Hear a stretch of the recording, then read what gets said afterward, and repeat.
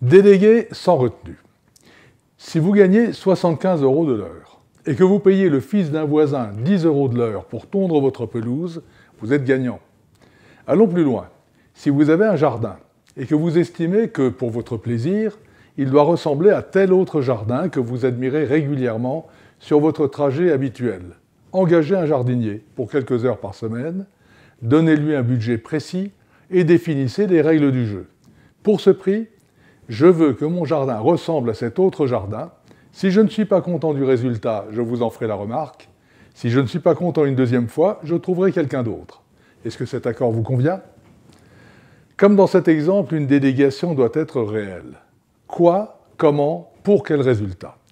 C'est la réalisation des objectifs qu'il faut déléguer et laisser ensuite au délégataire le soin d'opérer comme il l'entend. Mais plus on délègue, plus les échanges doivent être fréquents, précis et synthétiques. Car déléguer, c'est passer du tout faire au tout savoir. C'est pourquoi, à l'inverse, déléguer à l'excès, en abandonnant tout contrôle, signifie renoncer à son autorité et à sa capacité de décision. En tant que leader, l'une de vos tâches essentielles est d'obtenir le meilleur retour de votre investissement dans les gens qui vous entourent. La délégation est le seul moyen d'y parvenir. C'est la perspective pour vous d'une croissance sans limite grâce au talent que vous aurez mobilisé et à la liberté que vous leur aurez donnée de s'exprimer dans le respect de la stratégie définie. Pour bien déléguer, il faut accepter de faire confiance. Pour qu'une délégation soit efficace, desserrez ces 5 freins. Premier frein, je n'ai pas le temps de déléguer. Les gens sont parfois à ce point débordés qu'ils préfèrent faire les choses eux-mêmes plutôt que d'apprendre à les faire à quelqu'un d'autre. Or, enseigner aux autres est un investissement.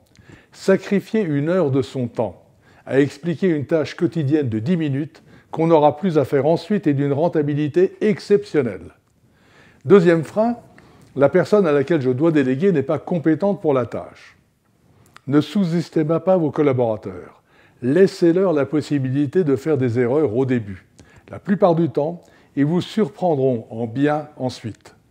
Si ce n'est pas le cas, s'ils se révèlent incapables, peut-être ne sont-ils tout simplement pas à la bonne place. Troisième frein, pour que ce soit bien fait, il vaut mieux que je le fasse moi-même.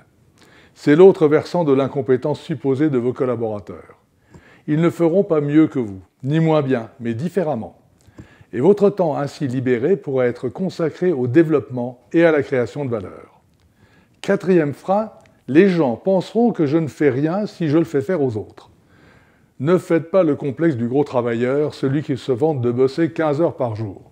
Vous n'êtes pas payé pour produire des tâches répétitives, mais pour développer votre entreprise, trouver des opportunités et prendre des décisions.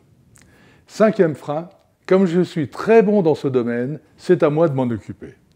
Peut-être, mais à condition d'avoir délégué tout le reste et encore. Si vous maîtrisez parfaitement un domaine, sa délégation devient beaucoup plus facile.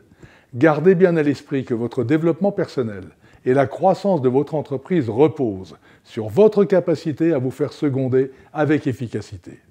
La confiance que vous accorderez à vos collaborateurs est le seul moyen à votre disposition pour grandir et vous grandir. À bientôt.